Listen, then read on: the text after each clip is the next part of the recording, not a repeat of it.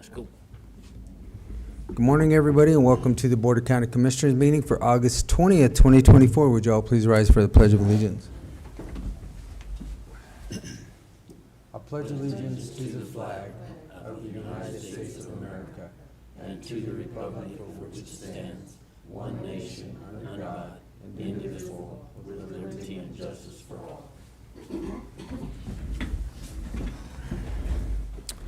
All right. Again, good morning, everybody, and welcome. First thing on our agenda are our minutes. Gentlemen, do we have any additions or corrections? I don't. Okay. I move to approve the proceedings of the Board of County Commissioners for Montezuma County for Tuesday, August 13th, 2024, as presented. Second. Been moved and seconded to accept the proceedings of the Board of County Commissioners, Montezuma County for August 13th, 2024. Is there any further discussion? All those in favor? Aye.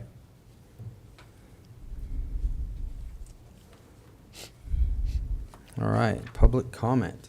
I'm just going to ask the question, do we have any today? Have my regular crowd? Yay, no? Oh, we do have one. All right. Well, come on down, Mr. Mays.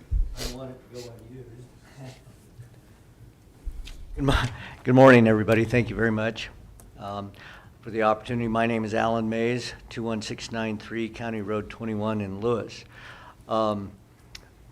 My comment is going to be a little bit about what is going to be facing our voters in November, and one of those issues, of course, has to do with whether or not the governor will make a change with taxing issues that are facing us, but we may not get to have something from the voters make their voice heard.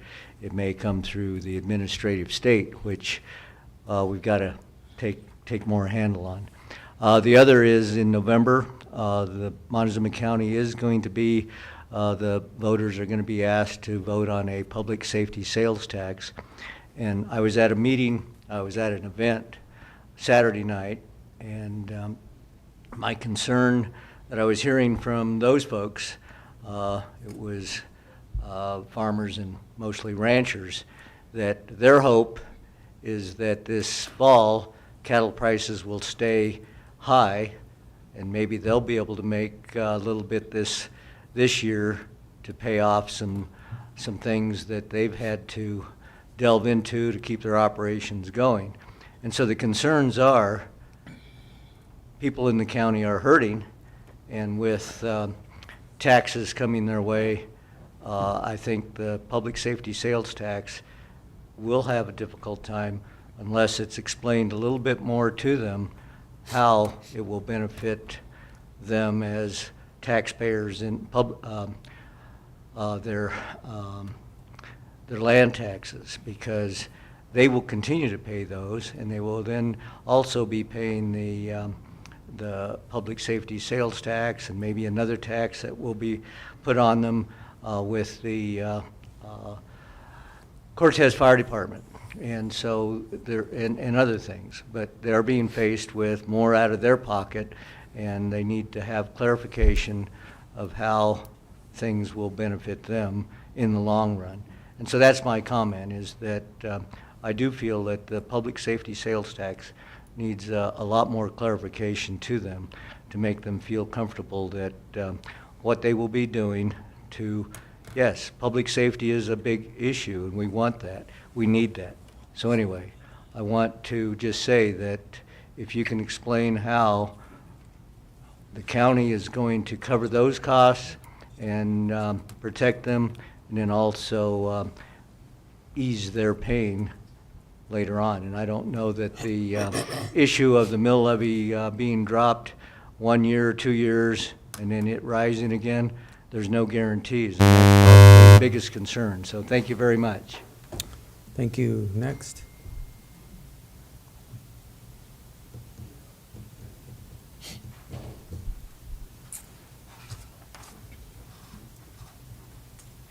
Hi, my name is Kirk Underwood. I'm representing Montezuma County Search and Rescue.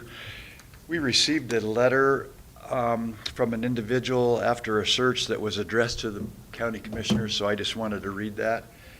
To whom it may concern, on February, June the 28th, my husband John and our friend Franklin Crandall and I found ourselves in a terrifying predicament.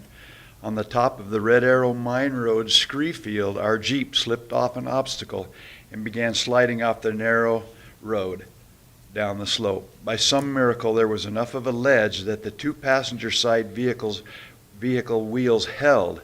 However, there was no angle to take to get out of the predicament, and no safe path back onto the road.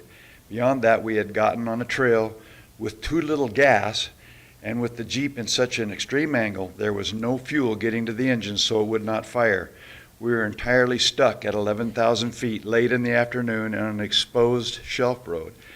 We were able to get out of the passenger vehicle side and winch to a nearby tree and call 911, as the SOS option was available on our cell phones with no cell service. Our 911 dispatcher was courteous and kind and told us that search and rescue would be contacted. We began to hike out to get to better cell service. When we did find service, again, we called 911, and we received contact from search and rescue to send a CalTopo ping, and that allowed them to utilize a pinpoint location. The app is incredible, and it was reassuring to know that we were now located by search and rescue and that they would have our exact location. About 3 hours after the initial contact, a shockingly quick response time for a team of volunteers. It was getting dark and cold, and we were beginning to worry that we may be spending the night out. All of a sudden, Kirk, Andy, and Jeff appeared. I have never been happier to see 3 people in my life. The team went so far beyond what I expected or could have hoped for. Courteous, exceptionally prepared, understanding, and fearless professionals. Because the Jeep's winch line was blocking the trail, we were concerned that on Saturday, other off-road vehicles would get there and come to our breakdown and be trapped, unable to advance, unable to back up or turn around because of the loose, narrow road. Generously, it was decided by the rescue team that they would work to get the Jeep off the mountain that night. Even with the angle that the gas tank was in, there was no fuel for the engine to run, so they were able to get gasoline into the tank enough to get the engine to run. The team was able to get fuel to the Jeep. It was even more impressed with Kirk's Jeep handling the Acumen and Andy and Jeff's spotting skills. Incredibly, they were able to get us out of the situation. Thank you. Thank you. Next.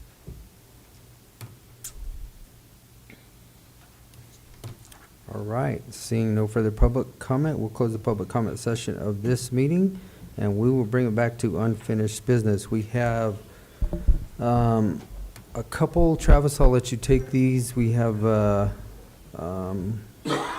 of them, the Colorado National Collaborative, the Women, Infant, and Children WIC, and the Public Health Emergency Preparedness Contract. These have all been presented to us in previous meetings, and if you would like to go ahead. Yes, sir. The CNC was presented, I don't have a date, but would have been back, bear with me. Like they were in April, weren't they? So April, but it was no date, but you did approve her moving forward with this contract. And it was the amount from the grant was $113,000. So we just need approval for her to move forward and have this signed. Okay. I would so move we accept the State of Colorado Department of Public Health and Environment Contract Amendment Number 4 in the amount of, got to scroll down here. Is the accumulative amount, that's the one? Yeah, That's the $110,000. $110,000. $110,185, or no, $110,000 even. Second. You go back to the top, Travis. It's been moved and seconded to accept the Colorado National Collaborative contract for fiscal year 24-25 in the amount of $110,000. Is there any further discussion? No. All those in favor? Aye. Aye. The next one is our WIC contract for 25-26. Yes, sir. This was approved for granting on May and the contract just come in. So May 21st was when that was approved by the commissioners to move forward. I would so move we accept the State of Colorado Department of Public Health Contract Amendment Number 1 in the amount of $52,944. I think it's 125, Is that- 620. Hang on, I didn't scroll far enough then.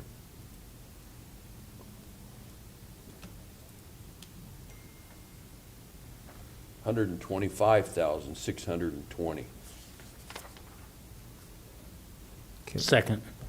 It's been moved and seconded to accept and sign the Women, Infant, and Children's WIC contract for fiscal year 25-26 in the amount of $125,620. Is there any further discussion? All those in favor? Aye. Aye. Aye. Okay, approved. All right, the next one is our Public Health Emergency Preparedness contract for 24-25. Yes, sir, and this was approved for granting, again, no date, but I believe it was approved back in April. Signature for Bobby was 4/22, but you did approve for her to move forward in the amount of $52,944. That's the one I pulled up. Once again, I move we accept the State Colorado Department of Public Health and Environment Contract Amendment Number 1 in the amount of $52,944. Second. Been moved and seconded to accept the Public Health Emergency Preparedness contract for fiscal year 24-25 with CDPHE in the amount of $52,944. Any further discussion? All those in favor? Aye. Aye. All right, and last but not least, we have our SRS Title III funding proposal. Mr. Spratlen, we did have, we had talked about this earlier in the year, the money that we were going to use it for out at dispatch. Sounds like we can't use it for what they were wanting, so we're going to go with a different route and put it into emergency management, and here's the proposal. Yes, sir. Secure Rural Schools Title III 2024 funding proposal. It was for $43,636.49, and I'm proposing that we get some Emergency Operations Center communication equipment, 10 radios, dual band portable radios, a mobile repeater that I need, and a radio gang charger, and it comes to that amount minus 9 cents, based on some of the sustainability costs. Pretty much $50 for the portable radio batteries every 3 years, $1,500 every 3 years, and then if we need to replace or I get more grant funding from somewhere else, it'll be 10 years from now, $37,000. It does cover training. This act allows us, and reading through it, we're compliant with that. It covers training costs and equipment purchases directly related to emergency services. It's for capital equipment or other emergency response equipment. And on the fact sheets and on the information sheets, it covers training costs and equipment purchases directly related to the emergency services. We need, if you so approve this, then we put out a public notice for 45 days, and then I'll send it to the SRS program manager so they can review it, and then we move forward with, I think Phaedra and everybody's already filled out the certification form, and the certification needs to be made by February 1st the following year, and then we have until 2020. I think it's 26, is it? Yeah. To spend that funding. So that's it. Under 2 minutes. Perfect. Pretty straightforward. Yeah. And again, the sustainability cost was something that every time we look at some of these and purchase this equipment, what is it going to cost to sustain it and keep it going? on and on. With the radios, they're typically batteries. Hopefully, we do get the 10 years out of them, and at that point in time, they're not obsolete. But it seems like every 10 years they're obsolete. But anyway, any further questions? No. Go ahead, Joe. I move to approve this SRS budget proposal for 2024 for $43,636.49 for the Montezuma County Emergency Management Equipment. Second. It's been moved and seconded to accept the SRS budget proposal 2024 Title III funding for the Montezuma County Emergency Management in the amount of $43,636.49. Any further discussion? No. All those in favor? Aye. Aye. So now I got time to talk Okay, for sir. another 15 minutes? No, sir. I just want to say good morning, Commissioners. Good morning, Ms. Kim. Good morning, Steve. Mr. Anderson.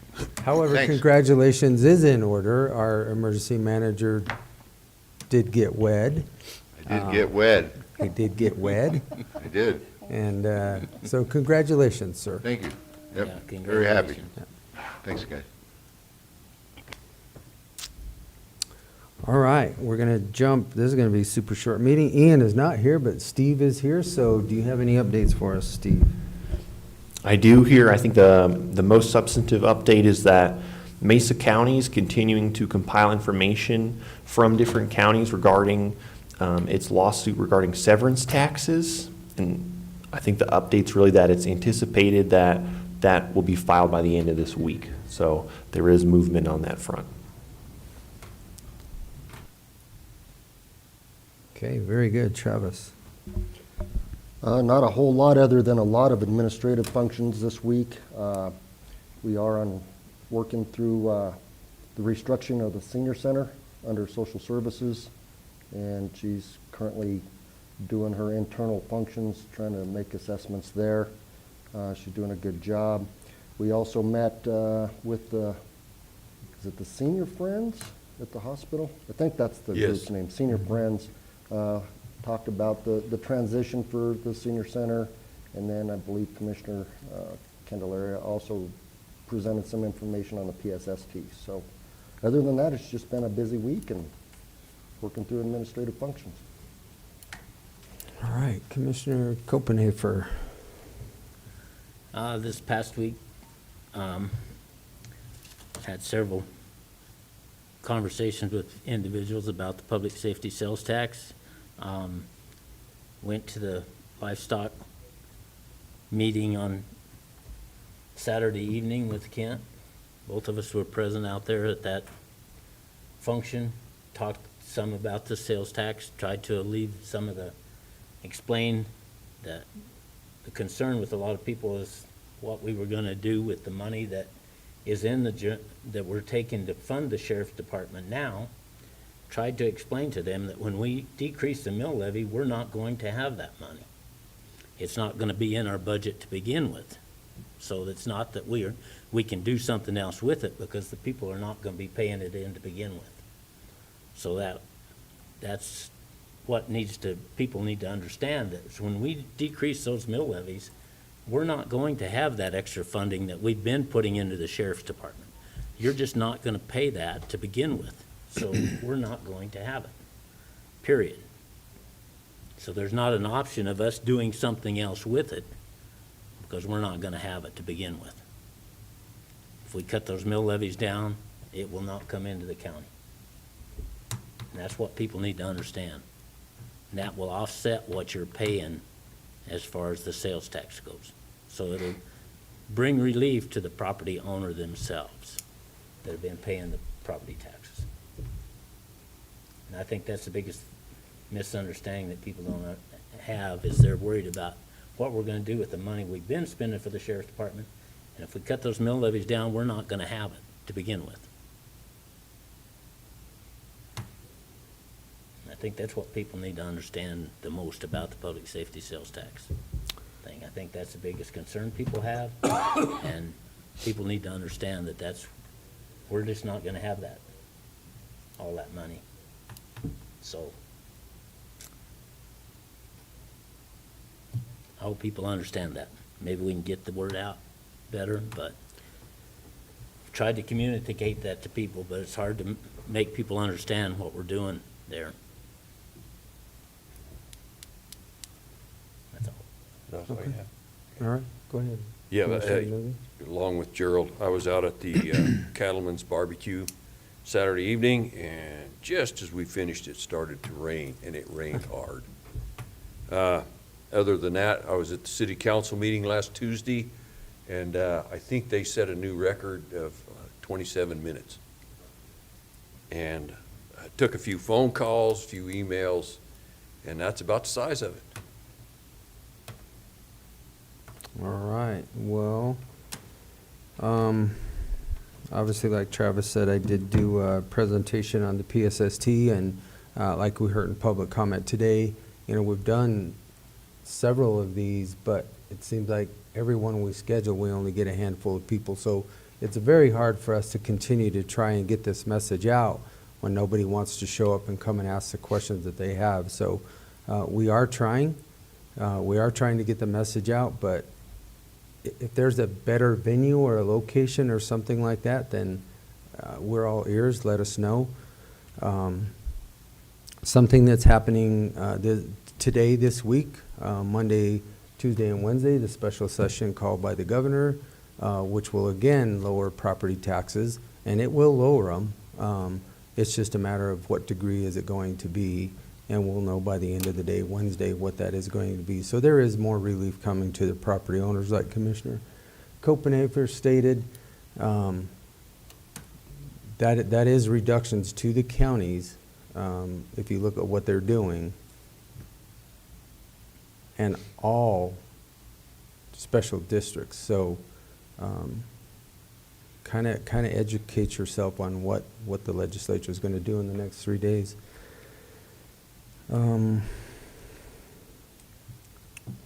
Let's see, I was unable to attend the Cattleman's. I had to go to a birthday party for my grandson, who's 2 years old, so I was out of town.